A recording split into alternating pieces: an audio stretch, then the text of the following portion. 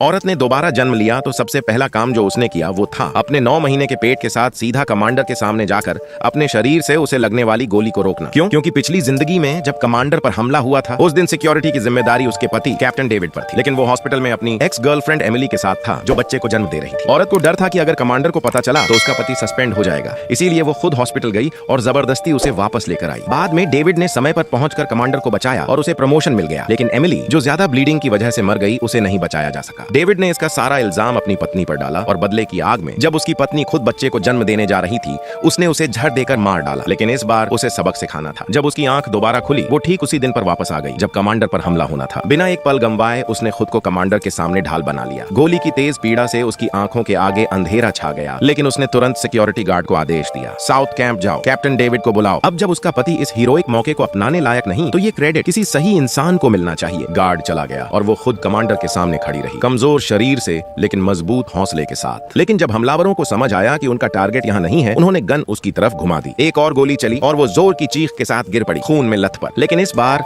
दर्द के बजाय उसके दिल में सिर्फ एक पछतावा था। वो फिर भी उस मासूम बच्चे को नहीं बचा पाई। उसी वक्त कैप्टन डेविड गार्ड्स के साथ पहुंचा और सारे हमलावरों को ढेर कर दिया। उसे जमीन पर गिरी औरत को देखकर यकीन नहीं हुआ। उसने तुरंत कहा, जैक जाओ और जोनाथन को बुलाओ, उसका बेटा क्रिस। कमांडर को अब जाकर पता चला कि ये औरत तो उसके ही एक अफसर की पत्नी है। उसने फौरन आदेश दिया कि डेविड को हॉस्पिटल लाया जाए। उसे खुद अवार्ड देना चाहता था, लेकिन आधा घंटा गुजर गया और डेविड अब तक नहीं पहुंचा। कमांडर चौंक गया, वो तो इसी हॉस्पिटल में है, फिर कौन सा काम इतना जरूरी हो सकता है? सहायक ने कहा, सर वो कह रहा था कि उसे एमिली के बच्चे के जन्म के वक्त वहां रहना है। हमसे कहा कि सोफी औरत ड्रामा कर रही है और हमें उस ड्रामे में शामिल नहीं होना चाहिए। कमांडर और सिक्योरिटी स्टाफ की बातचीत सुनकर औरत हल्की सी कड़वी मुस्कान के साथ चुप रही। ये बातें तो उसने पहले भी सुनी थी अनगिनत बार। पिछले साल जब एमिली विदेश से लौटी डेविड पूरी तरह बदल गया था। ऑफिस का ध्यान छोड़कर हर वक्त एमिली की सेवा में लगा रहता, यहाँ तक कि कमांडर की सुरक्षा छोड़कर हॉस्पिटल में डेरा डाल लिया था। इतना याद आते ही उसका खून खौल उठा। वो गुस्से से कांपने लगी और मुंह से खून निकल आया। कमांडर ये देख आग बबूला हो गया। गुस्से में अपनी आस्तीन चढ़ाते हुए बोला, अब तो मैं खुद उस आदमी से बात करूंगा। लेकिन उसका स्टाफ बीच में आ गया, सर अभी आपकी चोटें ठीक नहीं हुई हैं। कैप्टन डेविड की जगह अब कमांडर ने क्रिस को ऑर्डर दिया, अगर जरूरत पड़े तो उसे खींच कर लाओ। लेकिन क्रिस गया और कई घंटे तक नहीं लौटा। कमांडर का सब्र जवाब दे रहा था। तभी दरवाजे पर तेज कदमों की आहट हुई। औरत ने दर्द में आंखें खोली और देखा दौड़ती हुई उसकी सांस मार्गरेट अंदर आई। वाओ, तुम तो अब और भी चालाक हो गई हो, लड़कों को अपने पीछे गुलाम बना रही हो। मार्गरेट वही औरत थी जिसने उसकी पहली प्रेगनेंसी में जहर दिया था, सिर्फ इसलिए कि उसे लगा कि बच्चा लड़की है। और ये सब उसने एमिली की बातों में आकर किया था। डेविड ने तब अपनी माँ को घर से निकाल दिया था। औरत को लगा था कि वो उसे समझता है तो उसने माफ कर दिया, लेकिन फिर वो दूसरी बार प्रेग्नेंट हुई। इस बार जब वो खुशखबरी देने जा रही थी